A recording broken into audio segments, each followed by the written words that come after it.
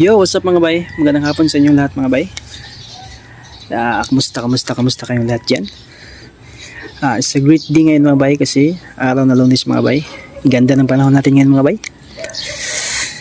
Time check is 3 PM mga bay sa hapon. Ayun mga bay, bago tayo magsimula mga bay, don't forget to subscribe my channel and paki-click all bell notification na lang mga bay. Sana mag-subscribe kayo dito sa channel ko. Ayun mga bay, salamat mga bay kung na-subscribe kayo. Kung hindi naman kayo nag-subscribe, salamat din. Ayun mga bay, yung video natin ngayon mga bay is tungkol sa ating Honda Click 150i Game Changer mga bay. Kung paano natin siya i-silent beeping sound at meron siyang beeping sound. Ayun mga bay. Ayun mga bay, ito mga bay, nakasit na to na sinit ko na to na meron siyang beeping sound. On natin mga bay. Ayun mga bay, nakasit na yan bay. Mga bay, meron siyang beeping sound. Ayun, kung paano siya i-silent beeping sound na wala siyang sounds. Punta tayo sa keyless mga bay. Ito mga bay. Ito, naka-green yan mga bay. Ibig sabihin yan is naka-connect yan sa ating MC. Pag naka-red siya, hindi yan nagko-connect sa ating MC. Try natin yung red light mga bay. Press natin. Yun, naka-red siya mga bay, no? Naka-red light siya. Punta tayo sa on mga bay. Hindi siya, walang lumalabas na key dito. Sa panel board niya, walang nakalabas na key. Ayan. Try na, ulitin natin. Wala, no? Tapos naka-red siya, no? Balik natin para ibig sabihin niyan mga bay, pag naka-red siya, hindi nagko-connect yan sa ating MC. Then balik natin sa green mga bay. Press natin to. Yun, naka-green na siya mga bay. Ibig sabihin niyan, naka-connect na yan sa ating MC. On natin mga bay.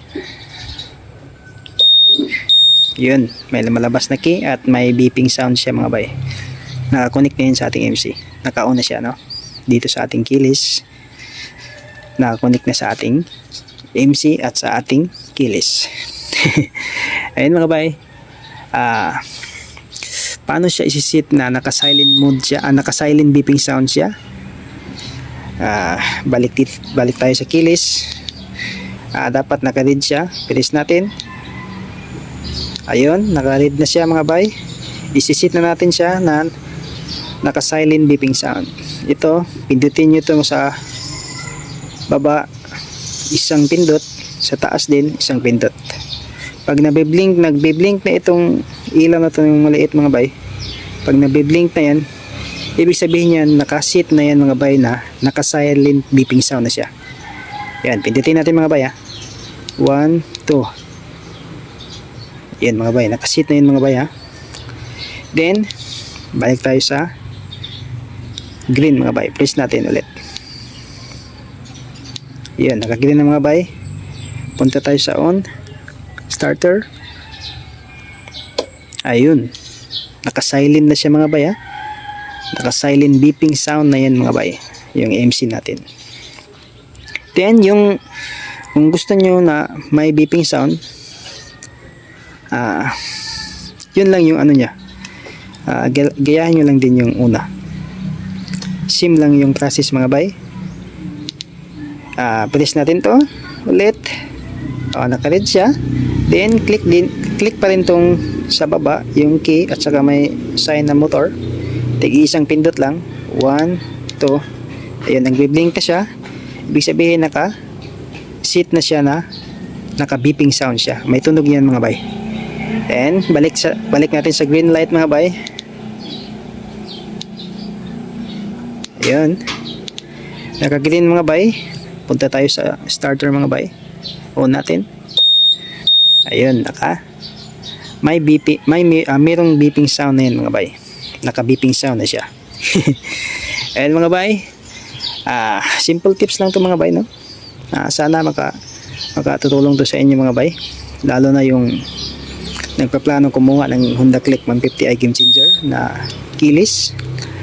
At saka yung may mga merong Honda Click na 150i Game Changer Sana makakatulong din ito sa inyo mga bay. Sana makatutulong din yun sa inyo mga bay, no? Ayun mga bay, pasensya na kayo sa Tagalog ko kasi parang hindi pa sanay sa Tagalog kasi Bisaya kasi mga bay. Sana maintindihan yung mga bay. Ayun mga bay, yun lang yung ano natin ngayon mga bay. Yung video natin ngayon mga bay is how to silent beeping sound and na meron beeping sound siya, no? Ayun mga bay, dito lang natatapos yung video natin mga bay. Huwag niyong kalimutan mag-subscribe ha, at mag-click all bell notification mga bay. Ayun mga bay, magbababay na ako sa inyo.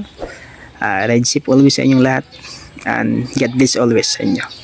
Bye bye mga bay, exit na ako.